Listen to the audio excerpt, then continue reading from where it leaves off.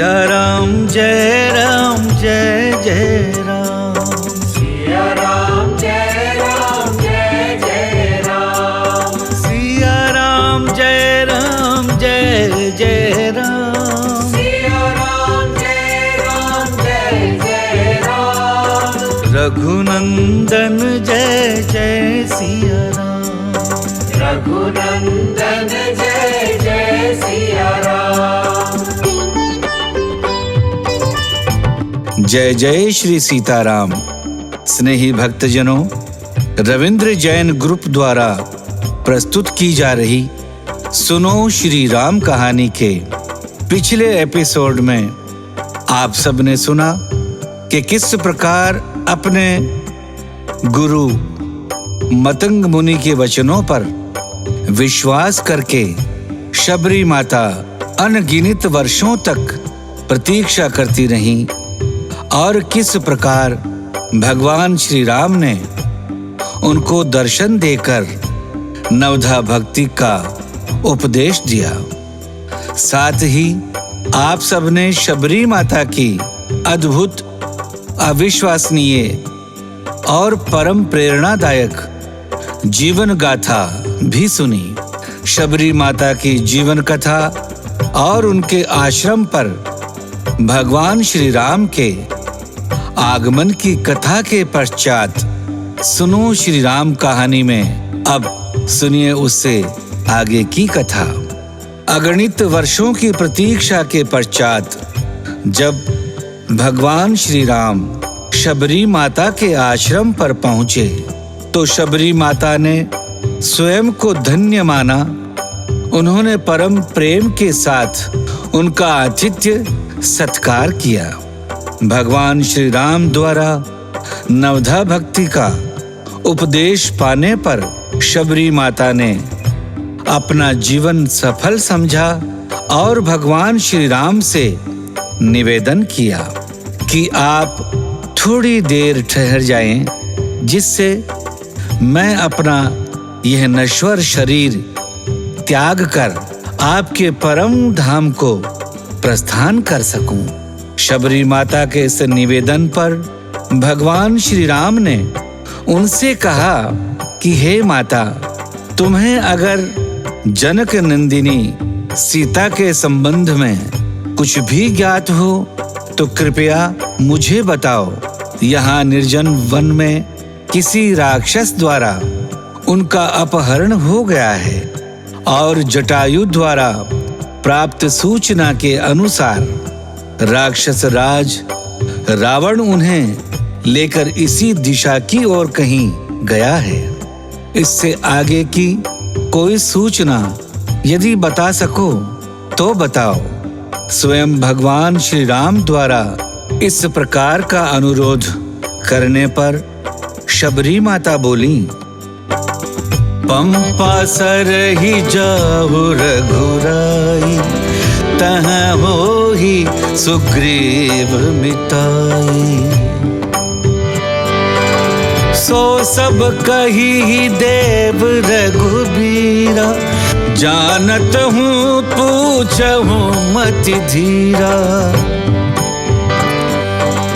बार बार प्रभु पद सिरुनाई, प्रेम सहित सब कथा सुनाई। शबरी माता ने कहा, हे रघुनंदन श्री राम जी, आप यहाँ से पंपा नामक सरोवर की ओर जाएं। वहाँ वानर राज सुग्रीव से आपकी मित्रता हो जाएगी। हे रघुनंदन, हे प्रभु श्री राम जी, वही सुग्रीव आपको आगे का सारा समाचार बताएंगे। धीर बुद्धि प्रभु श्री राम जी, आप स्वयं सब कुछ जानते हैं, फिर भी मुझसे पूछ रहे हैं, यह आपका बड़कपन है। ऐसा कहकर आपने मेरी गरिमा बढ़ाई है। शबरी ने बार बार भगवान श्री राम के चरणों में शीश झुकाया और बड़े प्रेम के साथ जितना कुछ शबरी ने समझा था वह सारी कथा कह सुनाई।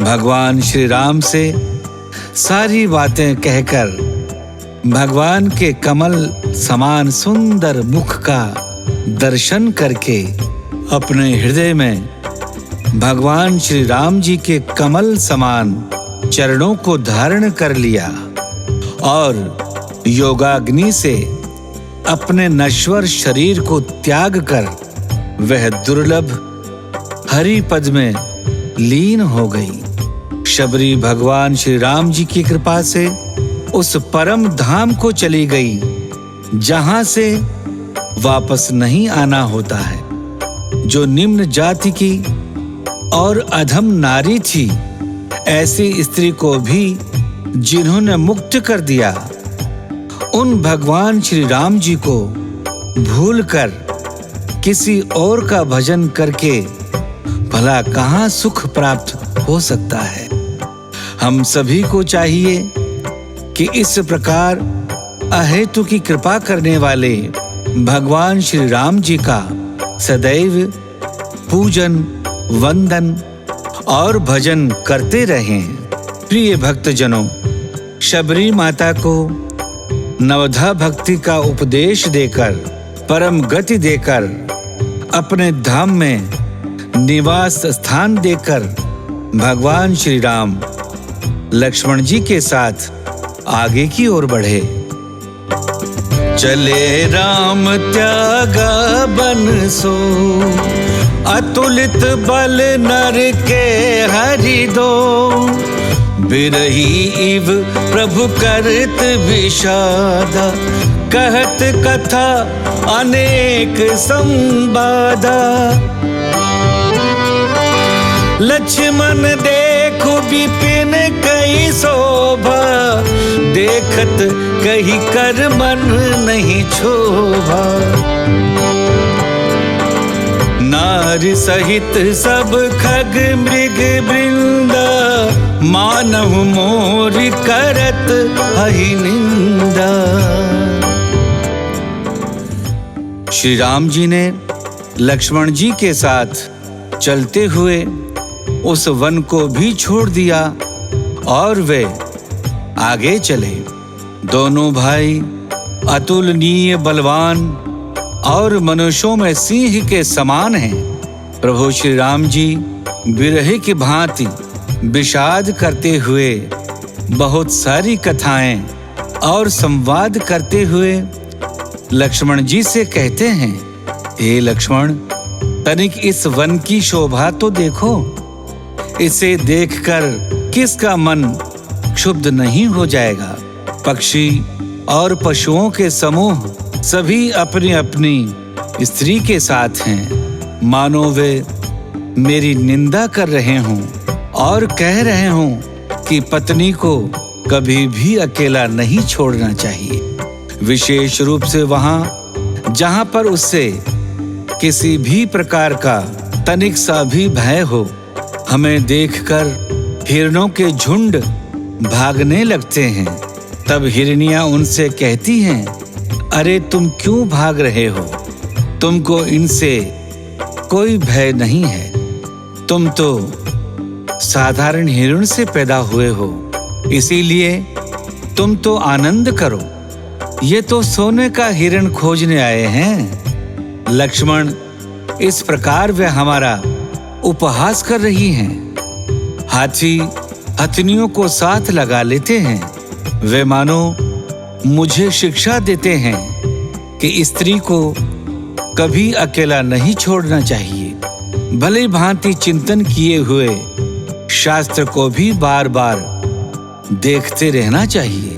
अच्छी तरह सेवा किए हुए भी राजा को भी अपने वश में नहीं समझना चाहिए।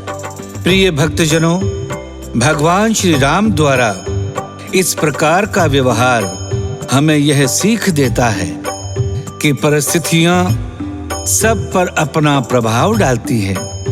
ऐसे में हमें अपना धैर्य बनाए रखना चाहिए और शास्त्रों द्वारा निर्धारित किए हुए सभी नियमों का पालन करना चाहिए।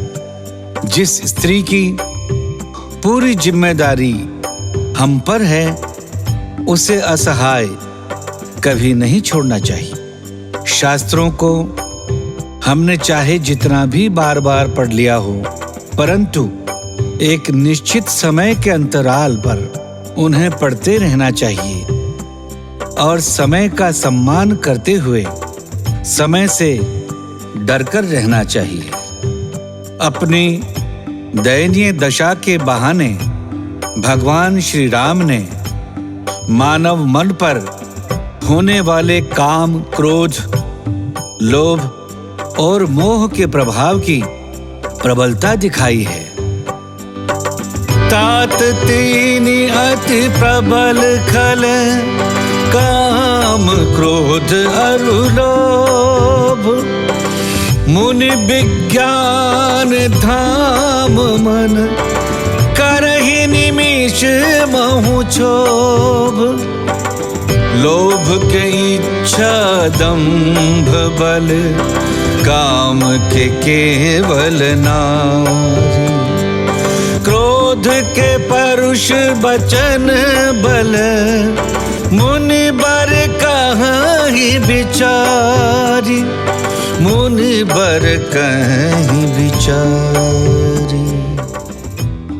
भगवान श्री राम जी लक्ष्मण जी को संबोधित करते हुए लक्ष्मण जी के बहाने से संसार के सारे मानव समाज को सावधान करते हुए, उपदेशित करते हुए कहते हैं, हे तात, काम, क्रोध और लोभ ये तीन अत्यंत प्रबल दुष्ट हैं। ये विज्ञान के धाम, मुनियों के भी मनों को पल भर में क्षुब्ध कर देते हैं। लोभ को इच्छा और दंभ का बल है, काम को केवल स्त्री का बल है और क्रोध को कठोर वचनों का बल है। श्रेष्ठ मुनि बहुत सोच विचार करके ऐसा कहते हैं। गुणातीत सचराचर स्वामी, राम उमा सब अंतर्जामी। कामिन के दीनता दिखाई, धीरन के मन बिरति दृढ़ाई। क्रोध मनोज लोभ मद माया, छूट ही सकल राम की दाया। उमा कहूँ मैं अनुभव अपना, सत हरि भजन जगत सब सपना।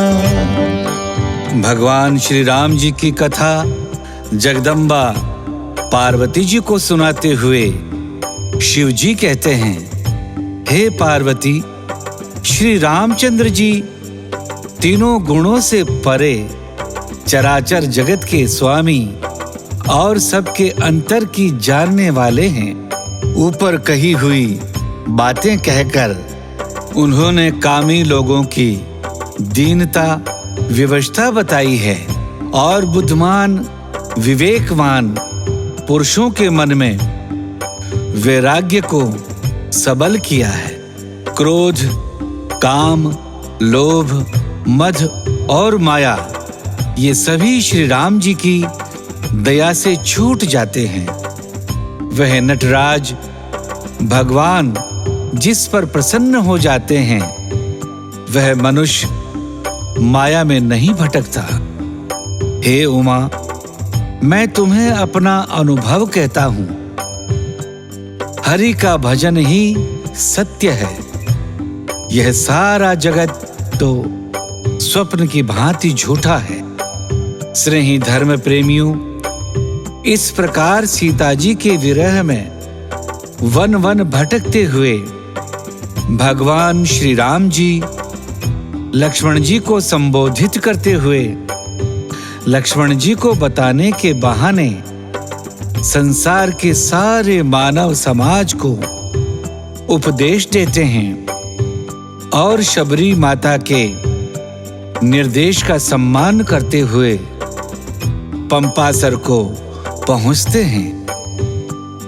गोस्वामी तुलसीदास जी ने पंपासर का एक बड़ा ही सुंदर रूपक श्री रामचरितमानस में साकार किया है, जिससे हम सबको सुनना चाहिए और उसमें छुपी हुई सीख को अपने जीवन में उतारना चाहिए।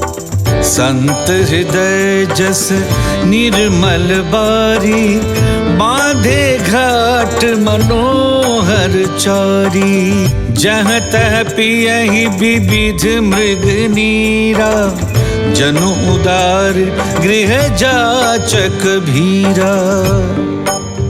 गोस्वामी जी कहते हैं कि उस पंपासर का जल संतों के हृदय जैसा निर्मल है। मन को हरने वाले सुंदर 4 घाट बंधे हुए हैं। भांति भांति के पशु जहां तहां जल पी रहे हैं। मानो उदार दानी पुरुषों के घर याचकों की भीड़ लगी हो। सरोवर के सौंदर्य के बहाने गोस्वामी तुलसीदास जी कहते हैं, गोस्वामी कि संतों का हृदय निर्मल होना चाहिए, अथवा जिनके हृदय शुद्ध हैं, निर्मल हैं, वे किसी भी परिस्थिति में रहकर भी संतों के समान हैं। साथ ही सरोवर के घाटों पर यहाँ वहाँ जल पी रहे पशु पक्षियों का उदाहरण देकर गोस्वामी जी यह भी सीख दे रहे हैं कि उदार पुरुषों की संपत्ति दूसरों की सेवा सहायता के लिए ही होती है। अर्थात यदि आपके पास धन संपत्ति अथवा साधन सामान है तो उसका उपयोग यथासंभव दूसरों के हित के लिए होते रहना चाहिए। पुरैन सघन ओट जल, बेगिन पाई मर्म। माया छन्न ना देखिए, जैसे निर्गुण ब्रह्म, जैसे निर्गुण ब्रह्म। सुखी मीन सब एक रस, अति अगाध जल माही। जथा धर्म सीलन के, दिन सुख संजुत जाही। फल भारन नमी बिटप सब, रहे भूमि निराई। पर उपकारी पुरुष जिमी, नवहि सुसंपत्ति पाई। नवहि सुसंपत्ति पाई। कमल के घने पत्तों की आड़ में जल का जल्दी पता नहीं मिलता। जैसे माया से ढके रहने के कारण निर्गुण ब्रह्म नहीं दिखता, उस सरोवर के अत्यंत अथाह जल में सारी मछलियां सदा एक समान सुखी रहती हैं। जैसे धर्मशील पुरुषों के सभी दिन सुखपूर्वक बीतते हैं, यहाँ गोस्वामी जी सरोवर के माध्यम से ये सीख देने का प्रयास भी कर रहे हैं कि जैसे मोह माया से ढके रहने पर भगवान के होने का आभास नहीं होता, वैसे ही कमल के पत्तों से उस सरोवर का जल छुपा हुआ है। साथ ही यह भी सीख है कि यदि व्यक्ति धार्मिक हो, सत्य मार्ग पर चलने वाला हो, तो उसका जीवन सुखी रहता है। ठीक वैसे ही जैसे अथाह जल में मछलियां सदैव सुखी रहती हैं। वन के सारे वृक्ष फलों के भार से झुके हुए हैं और वे अपनी स्वाभाविक ऊंचाई से नीचे पृथ्वी की ओर आ गए हैं। बिल्कुल उसी प्रकार जैसे परोपकारी पुरुष अधिक संपत्ति पाकर विनम्रता से झुक जाते हैं। यहाँ भी वृक्षों के माध्यम से गोस्वामी तुलसीदास जी ने ये सीख देने का प्रयास किया है कि सज्जन व्यक्ति को संपन्न होने पर विनम्र होना चाहिए और अपनी संपन्नता को परोपकार के उपयोग में लाना चाहिए। प्रिय सीताराम प्रेमियों, सुनो श्री राम कहानी में आज की श्री राम कथा यहीं तक। सुनो श्री राम कहानी के हमारे अगले एपिसोड में हम आप सबको सुनाएंगे कि पंपासर पहुंचकर भगवान श्री राम ने किस प्रकार उस सरोवर में स्नान किया, वहां कुछ देर के लिए विश्राम किया और कैसे वहां देवता गण आकर उनकी वंदना करके अपने धाम को गए, अपने अपने धाम को चले गए। साथ ही हम आपको यह भी बताएंगे कि कैसे नारद जी ग्लानि से भरे हुए वहां भगवान श्री राम के पास आते हैं और उनसे क्या निवेदन करते हैं। तो आप सब इन सभी शिक्षाप्रद, भावप्रद और ज्ञानप्रद श्री राम जी की कथाओं को सुनते रहने के लिए हमारे चैनल को सब्सक्राइब कर लें और हमारे साथ बने रहें, जुड़े रहें। एक बार पुनः आप सबको बहुत बहुत धन्यवाद। जय जय श्री सीताराम।